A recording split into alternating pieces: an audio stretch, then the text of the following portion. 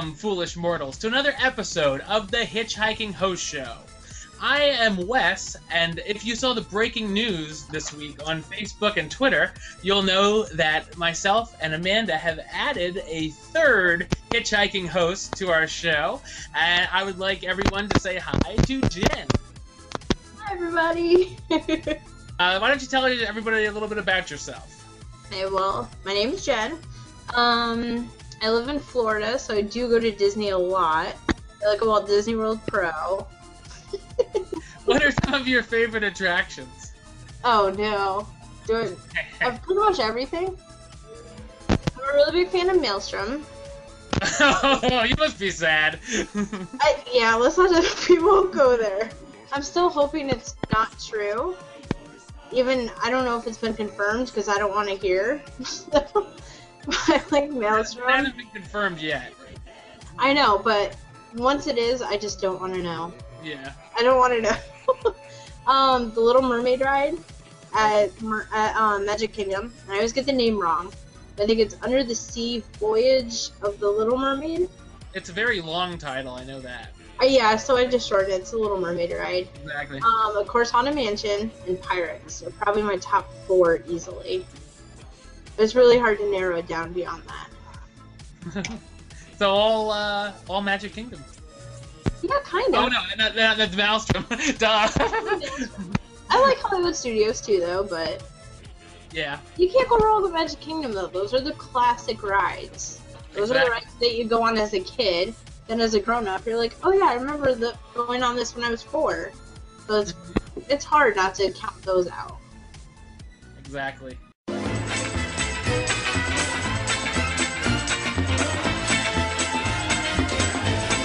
All right, with the news this week, remember in the last, I don't know if it was the last episode or the episode before, myself and Amanda were trying to figure out what August the 23rd is, and we had no idea what was so special about August 23rd that they're not doing the Frozen party that day. Well, now we have an answer, because, well, that's actually tomorrow night, as of this recording. The Villains Unleashed returns again this year to Disney's Hollywood Studios on August 23rd.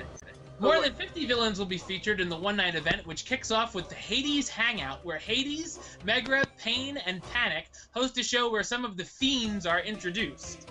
The streets of America will also be swarmed with villains such as Jafar, Gaston, Anastasia and Drizella, and Judge Claude Frollo. Also, the area around Star Tours will feature Darth Maul, Boba Fett, and of course, Darth Vader wandering the area. The animation courtyard will house a somewhat themed area of the Moors where you can meet Maleficent, and the Theater of the Stars, there will be a new freaky funhouse show hosted by Oogie Boogie himself. It's all tapped off with Phantasmic, of course, and Villainy in the Sky fireworks set off by Maleficent.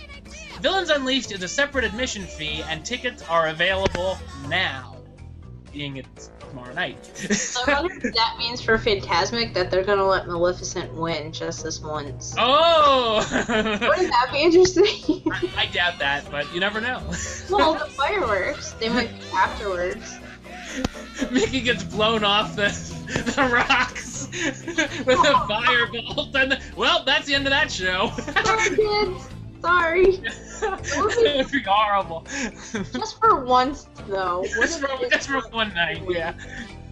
What if and he'll come back. He'll come back with a bunch of Band-Aids on. I think that would upset a lot of people, but that would be entertaining. It would. See? So what do you think of the Villains Unleashed party? I hope it's more organized than last year was. I know I'm one of those people, I tried to get there last year and I couldn't even make it. There was traffic coming off of the highway. You couldn't even get anywhere near studios. I know, I was really bummed. The tickets weren't as much as they were, so I have to miss it, but wish I could go. So anyone that goes, please post videos, post lots of pictures. I want to see it. Yes, and we'll be covering more about the Villains Unleashed next week as well. And in addition to all that, there will also be the awesome mixtape dance party taking place in the animation courtyard, where you might even run into Star-Lord and Gamora, of course from Guardians of the Galaxy, hunting down which villain stole his treasured cassette tape. Now, Jen, that might not make sense to you since you haven't seen the movie, but to me, that is awesome. And is that part of the movie with a cassette? Yeah, that's a big part of the thing. But yeah, it's weird, but it makes sense if you've seen the movie. Oh, okay. That's just a really old school reference. Yeah. Yes. What's very interesting about this is those will be the first Marvel characters to be in a Walt Disney World park, because they're not part of the Marvel lockout that Universal has on them. Yay. So now, as Guardians of the Galaxy characters might have a meet and greet now. So I'm very interested to see that. Maybe next time I come down, I'll get a Guardians of the Galaxy meet and greet, which would be awesome. If you're lucky.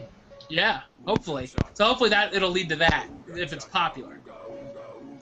I'm sure it will, because I know Guardians of the Galaxy has been doing really well in the box office. Yeah, it has. I've heard, so it seems like a great movie. I've heard great things about it from everyone that's seen it. It is. Starting this fall, the Move It, Shake It, Celebrate It street party at the Magic Kingdom is getting an update.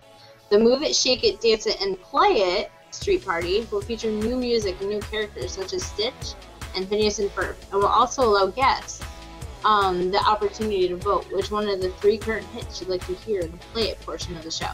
You'll be able to catch the show a few times throughout the day this fall. I think that's going to be fun. I like to Move It, Shake It, Celebrate It street party, even though it's a really long title. I think it's fun to watch. It is a long title. I actually never thought of that until I had to write it. But yeah, Disney has a thing with long titles lately. Yeah. It's frustrating because I don't remember them all. So. Yeah, that sounds like it will be fun. I'll be interested to see what the 3 different songs you can choose from. It'll be like Little John and. Yeah. Oh, what's that other song? That Wiggle song? Oh yeah. Stitch will dance for that song. Yeah. So, but yeah, that seems pretty cool, and they're still gonna have the normal version until that version comes along. So if you're planning on going in the next few months, you'll still be able to see the normal version until they update it. So it'll be interesting to see how they let you vote, whether it's like crowd participation or. Right. Yeah. I don't know how that. Maybe by cell phone. Could be. Text your choice ABC or whatever to whatever number, maybe. Or knowing Disney, they're going to make little voting booths with your RFID. You use your Magic Band and that'll probably happen. Give it a year or 2. That'll come out next. Yeah. They got to get their money's worth with the Magic Band. What can I say? Progress in Disney Springs continues, and in this week it was announced that Imagineers have come up with a storyline for the venue. The story is that after a natural spring was found, settlers started building a town, and over time they converted it into a retail, dining, and entertainment destination. The first section of Disney Springs, which is called The Landing, is projected to open in 2015, and the construction on Disney Springs will continue through 2016. And on my personal experience, anyone that's driven past downtown Disney can concur with that. The roads right now are torn up. There's a lot of construction, a lot of traffic cones everywhere, and it's very tricky to cross those streets. It's very tricky to drive and cross those streets. So it'll be interesting to see what it's like when it's all done. I know right now downtown Disney is kind of an area to avoid unless you're going there. The parking area looks like it's going to be pretty big. It's taking up 2 or 3 lots, so we'll see what they do. Hopefully it's still free parking, but are a lot of the stores down? What? Are a lot of the stores down? Like that, or is it just like area right now they're doing? I think right now it's just area, but I haven't been there too recently. Last time I was there was spring. Oh wow! Yeah. I'm overdue for a visit. That was before a lot of the construction started. So I know, obviously, Pleasure Island, they had construction walls up. Well, what used to be Pleasure Island. Not so Pleasure Island. Yeah. It's kind of desolate in that spot right now. At least it seems that way to me. But maybe that's because I was able to enjoy Pleasure Island while it was open. But right. We'll see. We'll see what happens. Right now, it's a mess. It seems like a cool idea. Mhm. You know, it looks nice by the blueprints and the models and stuff. So hopefully, I know before they started the construction, I thought Downtown Disney, at least the marketplace, seemed to be lacking a little bit. And then you have, abandoned buildings in the middle with Pleasure Island, and then the west side is okay still, but I think it could definitely use an update. Yeah, parts of it were showing its age. So, Yeah. I mean, at least to me, it just seems there is the classic attractions, I guess you can say, at Downtown Disney. Like, of course, everyone goes to Earl and the Ghirardelli's ice cream shop, I believe. Again, the long titles, I don't remember them all. But I know a lot of people go towards that. But as far as like Team Mickey, how many people do you hear going to Disney? Say, oh, let's go to Downtown Disney. I want to go to Team Mickey store, which is probably why it's no longer there. But True. I know I like the idea of the co-op. I haven't been there yet, but I will. I am going in the next couple weeks. That's cool. Yeah, just gotta wait for a payday because I heard it's tough on the wallet. So I've heard that too. Looking for a cool new look? Elsa and Anna's boutique will be opening soon at the Downtown Disney District. The boutique will feature transformations inspired by characters such as, obviously, Elsa, Anna, and even Olaf, as well as some Frozen products that you can buy. Imagine that. It will be located where Studio Disney 365 currently is and will open in mid-September. And when we talk about Downtown Disney District, that is in California and not in Florida. So, but I'm sure it'll probably be coming to Florida, too. yeah, The way that Frozen has been taking the world by storm. Obviously, well, maybe not. I was going to say we're a little too old for that, but for the boutique, but... you're never too old for anything. Oh, good. Then I can put some snowflakes in my hair next time I go. Yeah, I think unfortunately they cut the age off at 12, but I would like to do it. Yeah. I would totally do it. If they let adults do it, I would do it, but oh well. I'm sure that's going to be a big hit amongst the little ones, though. Yeah. I'm willing to bet they're probably going to have some decent reservation wait times. Yeah, I'm sure. I'm going to predict maybe on par with Be Our Guest. Maybe. Probably, yeah. If not very close. Yeah, yeah. Be Our Guest still has 6-month reservations, so. At Disney's Polynesian Village Resort, again Disney with the long names, the new Captain Cook's is open. The new menu features island-style cuisine, such as lobster rolls, blackened fish tacos, coconut curry meatballs, and crispy fried chicken with waffles. Captain Cook's is the quick service hotspot and is open around the clock. Highly recommend Captain Cook's. You like Captain Cook's? I do. And it's nice because we usually we go through the TTC, and there's a walking path, and it seems like not many people know that path exists. So it's a nice little walk, like you're going through the Polynesian. They have the landscaping very well themed on that path too, and then you end up pretty much right at Captain Cook's. It's pretty direct. The path is it's hard to get lost on that path, I think. So, Yeah. That's cool. Yeah, especially on like nice nights when it's not too hot. Yeah. Highly recommend it. I will definitely be checking out Captain Cook's on my next trip.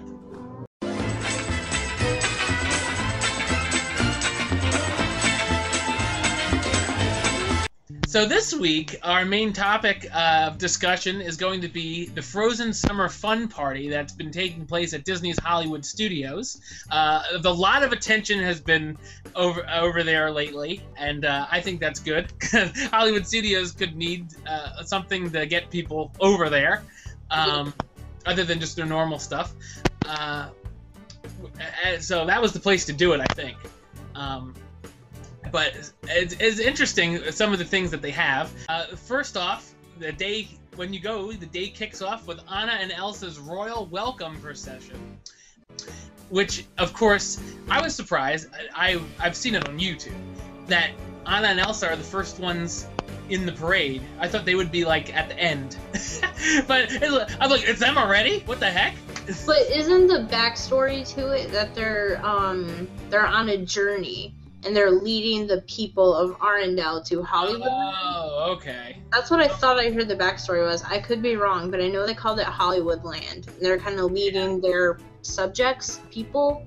Okay, well then that would make sense. They would be first. I could be wrong on the backstory, but I thought that's what I had read.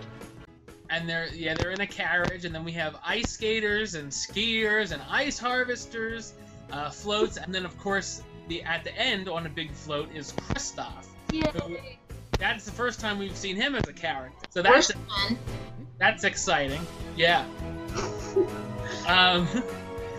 Now, I'm wondering where the Kristoff meet and greet is, but that's odd they don't have that. But that would have been a big attraction for maybe that's why they don't have it. Because they don't know where they would put it for the line, but I know Anna and Elsa in Norway, that got a little crazy. Yeah. Although they're back in Norway now, from what I've heard. Or no, they're coming back to Norway. Oh, okay. I thought, but they said they're going to be in like a separate area. I don't know where they're going to fit, but I guess they're going to make room, probably take out part of Maelstrom, which kills me to say. But they said they're going to make like a special room where you're meeting Anna in the dress she wears for Elsa's coronation. And Elsa's wearing, I think, her coronation dress as well. But I think you get to see them during the coronation, it sounds like. Maybe that'll be where that movie takes place. Oh, I like that movie, though. I've never seen it, so I always walk right through. I usually do, too, but I like Norway, so I kind of like watching it once in a while. Yeah. I definitely don't watch it every time, but I'm just bitter about the whole Maelstrom change, so... Right. Kristoff, Anna, and Elsa welcome everybody to the party, I guess you could say. And Olaf appears on the screen, because obviously, I guess he can't appear in real life. And they join in a rousing rendition of Let It Go. For the first time, you'll hear that probably 5 or 6 times that day at least. And it's a nice little welcome ceremony thing. It's nothing too... It's a nice little parade, since Hollywood Studios doesn't have a parade right now. And then we go into the show that they have. The first show is the First Time in Forever sing-along. And that's interesting. Do you know where that takes place, by the way? I do, and it seems to me like it's an unmarked building, but it's back near, trying to picture it, where the San Francisco Escape is, where you look out and there's the fake background of that big hill on San Francisco, and I'm sure it has a name, but again, I don't remember all the names. It's between there and the Phineas and Ferb meet and greet. So, in this show, Anna is trying to find Elsa, while the royal historians tell the history of Arendelle, aka the story in the movie. And when it gets to a song, when they start telling the story and they get to a portion where a song comes in, the portion and the song from the movie plays on a big screen with a bouncing ball for everyone to sing along. No ball. Yes, how about that? Kristoff stops by for like a minute when it's his part to the story to tell his side of the story, and yeah, that's exciting. You get a few woos from the ladies when he comes in. And as the historians get to the end of the story, Elsa comes out along with Anna and Kristoff for a grand encore of Let It Go, you guessed it, complete with snow. Now, I was expecting something a little different when I heard that this show was going to take place. In Disneyland, they have Beauty and the Beast and Tangled show over in Fantasyland, where the actual characters tell the story and sing the songs. That's what I expected was going to happen. But evidently, no, you get a big bouncing ball on a screen. And Anna's in there for like 2 minutes while the historians do all the telling. Well, instead of like Rapunzel's there for like 20 minutes. So I don't know, like if they would do this again, maybe they would upgrade it to that it would be a better show, but maybe. I mean, to be fair, they do call it a sing-along, so... Yeah. Yeah, I guess I just... maybe because they threw it together at the last minute. Well, probably, yeah. Yeah, but I don't know, I expected it to be that, so I was sort of like, oh, when I saw it, but I mean, it's still okay. It's still fun. Yeah. I mean, there's always a really long line, and I do know they have fast passes for it. I can imagine, and it looks like you stand the entire time. That I don't know. I didn't see anyone sitting on the videos, so... Really excited. Yeah, maybe. Well, another part of the Frozen Summer Fun is they also have ice skating. If you go to Pixar Alley, and you go to, it used to be a movie set, they now turned part of it into Wandering Oaken's Trading Post, which of course is a gift shop. What would a Disney event be without a gift shop? And then the other side is an ice skating rink. And the theming to it is awesome. Of course, all the cast members, I don't know how the ones outside do it, but they all have on the thick Norwegian type sweaters. They have fake, I just lost the name of what they were, the evergreen tree. And of course it makes it look like they're covered in snow. And both buildings are well air conditioned to the point where it feels really good to go in there and to get out from the heat. But you can ice skate, and you can ice skate with two Norwegians. I thought they were Anna and Kristoff, but I guess they're not. They have different names after I watched the video back. But every so often they have like a mini show where the two characters skate to a quick medley of Disney songs. Because they played Love is an Open Door for the first time in forever. So they kind of quickly ice skate, and then they're out there ice skating along with you. And of course, Disney was safety first. They have helmets. I think it's $10 per one session, but I'm not sure how long the session lasts. Then they have concessions where they have special Anna and Elsa cupcakes with matching frosting. I think the Elsa one has that light blue frosting. Anna has like a fuchsia magenta. And of course, there's even a little play area where you can make fake snowmen. Oh, nice. Yeah, I didn't go. The line was too long, but it seemed like it was fun. The kids had fun. Did you know there's a little Olaf cutout you can carry around, too? Oh, yeah. I saw about that. That's fun. You can get those, I think, in 3 different places throughout Hollywood Studios. Then if you take pictures, you're supposed to post it and use hashtag Olaf Summer Vacation. And then you can just kind of share Olaf Summer Vacation with you. Yep. And later on, I'll tell you what they do with those pictures. It sounded a lot like creepier than what it is, but... Way to take this down a road it didn't need to go down. One of the other things they have is also the coolest summer ever dance party, where there's also other dance parties going on during the summer, where the Sorcerer's Hat is. This one plays a medley of Frozen hits, of course, as well as some other random songs, like Sweet Dreams by the Eurythmics. I don't know what that has to do with anything, but it's not. Alright then. They play Metallica too, so... They play Metallica? Very, very briefly. They work it in, maybe it was just the one time I went. And also Mickey, Donald, Daisy, Goofy, Chip and Dale, and probably Minnie too, I just didn't see her, also dance along with whoever's in the party. So, of course they couldn't have Anna and Elsa because they'd be robbed or mugged or whatever, but ransacked by everybody for the Frozen dance party, but you can still dance with Goofy. And those are just like the normal everyday dance parties. And then at night, the grand finale is the Frozen fireworks. Anna, Kristoff, and Olaf, of course, via the video screen again, start off the show. And now here's where those pictures come in handy. Pictures of the park guests with the Olaf are shown on the screen with to the song In Summer. Yeah, it's much like the show The Magic, the Memories, and You that they used to have, where they would project people on the castle. Now you're just on the video screen in front of the Sorcerer Hat.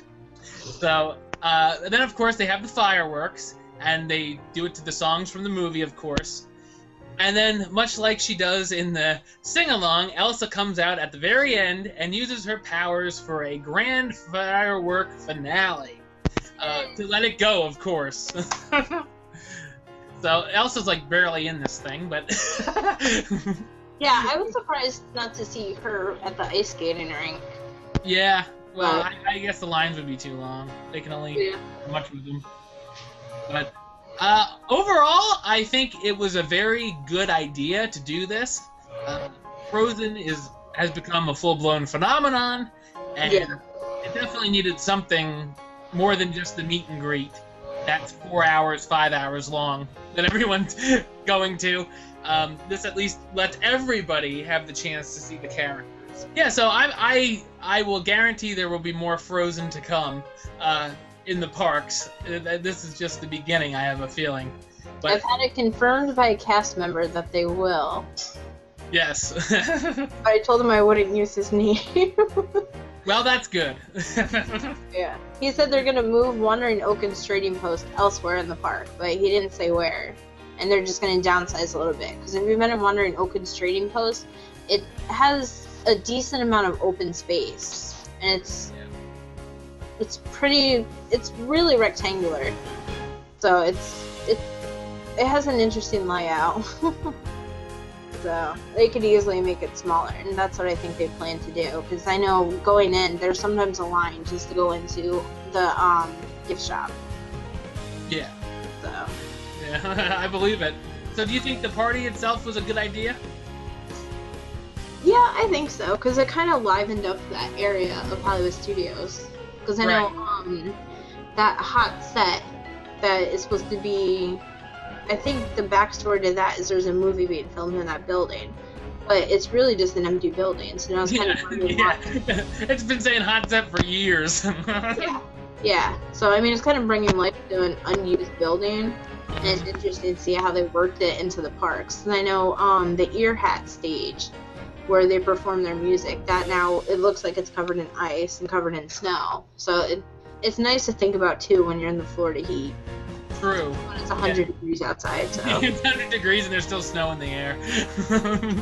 So I like it. I'm interested to see what they do after Frozen Summer ends, because I know due to the popularity they extended it until September 28th. Yes, I'm wondering if they'll have something to do with Christmas with Frozen. That would be interesting. Mm-hmm. Or at least have them in the, Mickey's Christmas party parade or something. Well, I'd imagine. Well, that does it for another show. Thanks again for Jen for joining our illustrious crew here. Thank you for having me. Yep, and we'll be seeing her again soon for sure. So do you want to let everyone know where they can find you on the interwebs? Yes, you can find me on Twitter. It's at JenMia83. So, and I usually tweet about Disney, so feel free to follow me and tweet that. Yes. And I'll give Amanda's Twitter out since she's not here tonight. At Mandi Disney. Make sure to follow her.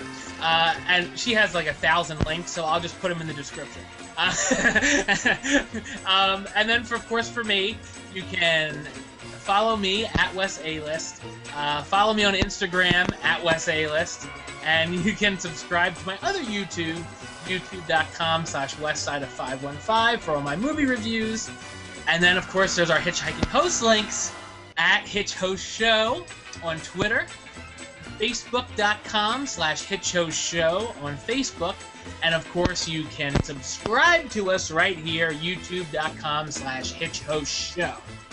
Until next time, don't forget to... Hurry back, for the next episode. See ya.